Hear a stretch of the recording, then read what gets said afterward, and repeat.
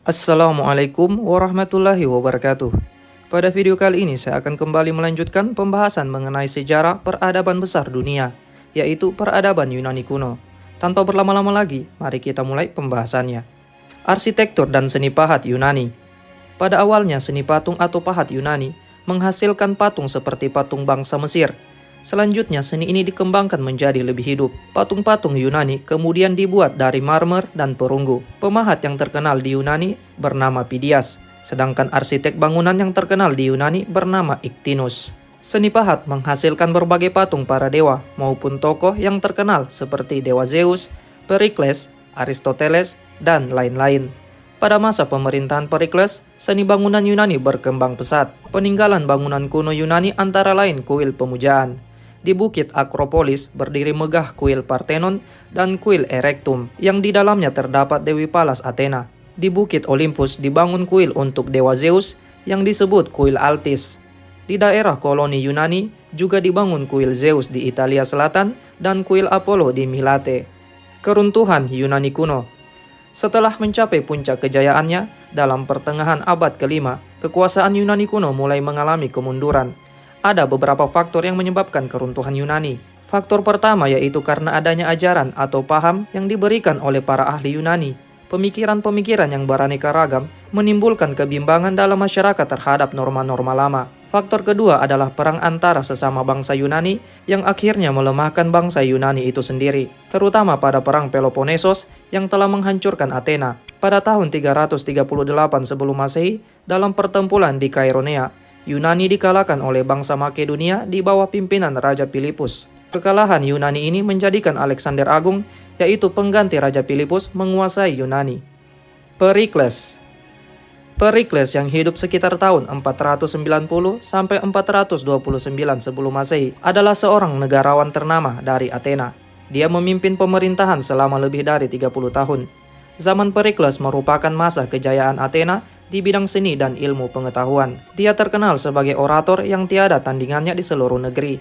Perikles lahir dari keluarga bangsawan tinggi di Athena. Dia mendapat pendidikan dari para ahli filsafat. Salah seorang gurunya bernama Damon, yaitu seorang ahli musik yang juga menguasai ilmu politik. Perikles juga dipengaruhi oleh Anaxagoras.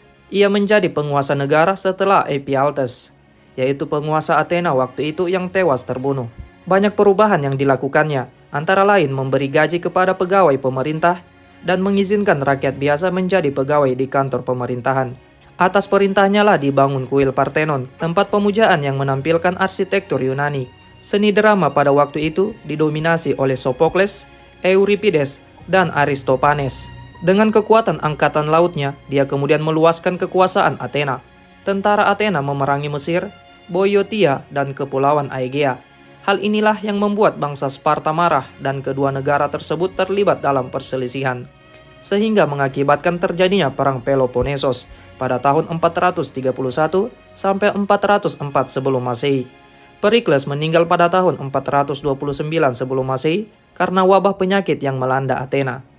Peperangan di Yunani. Sekitar tahun 500 sebelum Masehi terjadi perang melawan bangsa Persia. Bangsa Persia waktu itu berada di bawah kekuasaan Darius Agung yang berkuasa pada tahun 521 sampai 485 sebelum Masehi. Perang ini disebabkan karena bangsa Yunani membantu kaum kolonis Yunani di Asia Barat yang melawan kekuasaan Raja Darius. Perang Persia berlangsung cukup lama, sampai dengan 3 periode. Perang Persia pertama terjadi pada tahun 492 sebelum Masehi. Pada perang ini, serangan yang dilancarkan pasukan bangsa Persia mengalami kegagalan, yang disebabkan adanya gangguan angin topan ketika mereka menyeberangi Selat Dardanella. Perang Persia kedua terjadi 2 tahun kemudian, yaitu pada tahun 490 sebelum Masehi. Perang ini bermula dari pendaratan pasukan bangsa Persia di Attika. Kali ini pasukan tentara Persia yang berada di Marathon berhasil dikalahkan oleh tentara Athena di bawah pimpinan Miltiades. Perang Persia ketiga terjadi pada tahun 480 sebelum Masehi. Pasukan tentara Persia dipimpin oleh Xerxes. Setelah tentara diberangkatkan dari Sardes dan menyeberangi Selat Dardanella, mereka menyerang Yunani dari arah utara. Serangan ini untuk sementara berhasil ditahan oleh Raja Leonidas. Ketika tentara Persia berada di pegunungan Thermopylae, Namun setelah Raja Leonidas gugur, tentara Sparta akhirnya berhasil ditaklukkan oleh Persia. Kekalahan tersebut mengakibatkan Athena dan daerah Yunani Tengah dapat dikuasai oleh Persia. Namun bangsa Yunani tidak pantang menyerah. Di bawah pimpinan Themistokles, Yunani kembali melancarkan serangan terhadap pasukan Persia yang berada di Salamis dan berhasil memukul mundur mereka. Selain itu, pasukan Yunani melancarkan serangan terhadap tentara pendudukan Persia di Yunani Tengah. Akhirnya tentara Persia dalam pertempuran di Plataea berhasil dikalahkan pada tahun 479 sebelum Masehi. Dan perang Persia ini akhirnya menyadarkan Yunani betapa pentingnya persatuan. Siapakah Xerxes itu? Xerxes adalah seorang raja Persia. Dia adalah putra Darius I. Sejak muda dia sudah bercita-cita untuk mewujudkan usaha ayahnya yang gagal, yaitu menaklukkan Yunani. Dalam usaha memenuhi ambisinya itu, dari tahun 483 sampai 481 sebelum Masehi, dia mengumpulkan 180.000 tentara dan 600 kapal perang. Menurut penulis sejarah, jumlah tentaranya lebih dari 2 juta orang. Pada tahun 480 sebelum Masehi, Xerxes mengumpulkan tentaranya di Sardis, kemudian menyeberangi Helepontus dan menyerbu Yunani sampai ke Thermopylae. Armadanya yang memberi dukungan terhadap penyerangan berlabuh di lepas pantai Artemisium. Namun armada ini akhirnya dihancurkan tentara Yunani di lepas pantai Salamis. Sedangkan sisa tentaranya dihancurkan di Plataea pada tahun 479 sebelum Masehi. Karena kegagalan ini, sejumlah pengawalnya bersekongkol dan membunuhnya. Raja Xerxes juga disebut-sebut dalam kitab Ezra dan Ester. Dalam buku ini, dia diidentikan dengan Raja Ahasveros. Pertempuran di Thermopylae. Pertempuran di Thermopylae terjadi pada tahun 480 sebelum Masehi. Xerxes dan pasukannya menyeberangi Hellespont, lalu menaklukkan banyak kota dan akhirnya sampailah di Thermopylae. Thermopylae adalah sebuah celah sempit yang terletak di antara dua bukit, di mana pada perang ini celahnya diperkirakan hanya selebar 14 meter. Pasukan Yunani berusaha menghadang pasukan Persia dengan 6.000 sampai 7.000 pasukan yang dipimpin oleh Raja Leonidas dari Sparta. Pada awal-awal pertempuran, tentara Yunani yang berjumlah sedikit dapat memenangkan pertempuran. Hal ini disebabkan tentara Persia tidak dapat memanfaatkan keunggulan jumlahnya di celah sempit itu. Sebaliknya, sempitnya celah Thermopylae malah membuat pasukan Persia berdesak-desakan dan tidak bisa bergerak dengan leluasa. Sehingga pasukan hoplite Yunani dengan mudah menghabisi pasukan Persia yang mencoba maju. Namun ternyata ada juga orang Yunani yang berkhianat dan memberitahu pasukan Persia jalan mengitari celah tersebut. Akhirnya pasukan Persia menyerang dari depan dan dari belakang. Leonidas kemudian menyuruh orang-orang Athena untuk kembali ke kotanya dan mengabarkan keadaan di Thermopylae.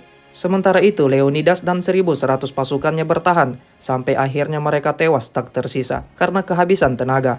Korban tewas di pihak Yunani diperkirakan sekitar 4.000 orang, sedangkan di pasukan Persia kemungkinan mencapai 30.000 orang. Hal ini menunjukkan efektivitas teknik perang hoplite yang dimiliki bangsa Yunani. Akibat kekalahan Yunani di Thermopylae, jalan akhirnya terbuka lebar untuk pasukan Persia. Mereka berhasil memasuki kota Athena dan membakar kota tersebut menjadi puing-puing. Xenopon yang hidup pada tahun 430 sampai 354 sebelum Masehi adalah seorang sejarawan, esais, dan serdadu yang berasal dari Yunani kuno. Dia mempunyai peranan yang menonjol dalam sejarah dunia sebagai pengarang dan serdadu. Xenopon sebagai pengarang dalam waktu 20 tahun dapat menghasilkan 14 karya ketika dia menetap di Scilus. Beberapa karyanya yang terkenal antara lain Kiro Anabasis atau Anabasis dari Sirus dalam 7 jilid, Helenika atau Masalah Yunani dalam 7 jilid, dan Kiro Paideia atau Pendidikan Sirus dalam 8 jilid. Sebagai serdadu dia juga ikut dalam ekspedisi untuk melawan tentara Xerxes. Xenopon juga bergabung dengan tentara Sparta di Asia Kecil dan melawan orang Persia pada tahun 399 sampai 394 sebelum Masehi. Atas jasanya, dia dihadiahi sepetak tanah di Scilus oleh Raja Agesilaus II dari Sparta. Menjelang usia tuanya, dia pindah ke Korintas dan di kota itulah dia meninggal. Perang Peloponnesos.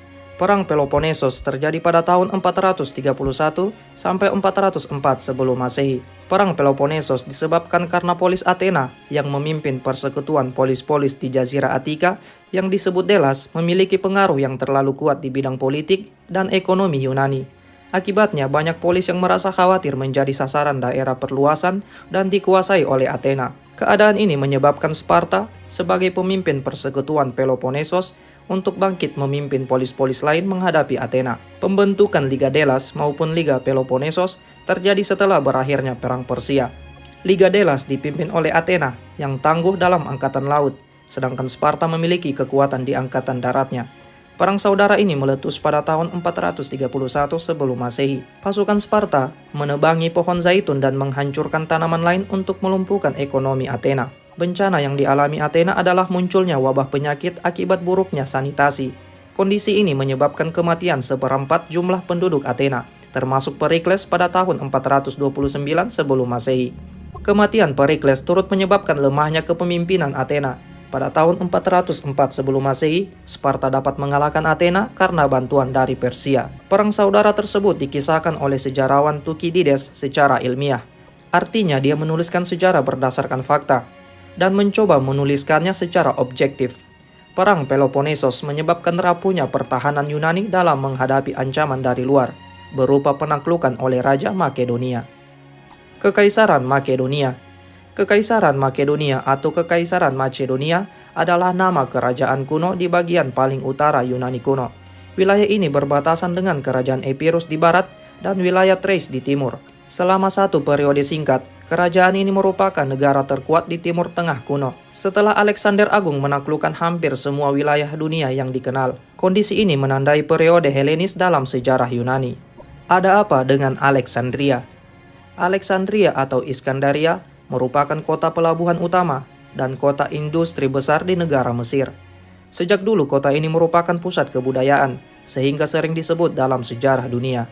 Alexandria terletak di Laut Tengah, di ujung sebelah barat Delta Nil. Kota ini mempunyai pelabuhan ganda berupa sebuah jazirah berbentuk huruf T.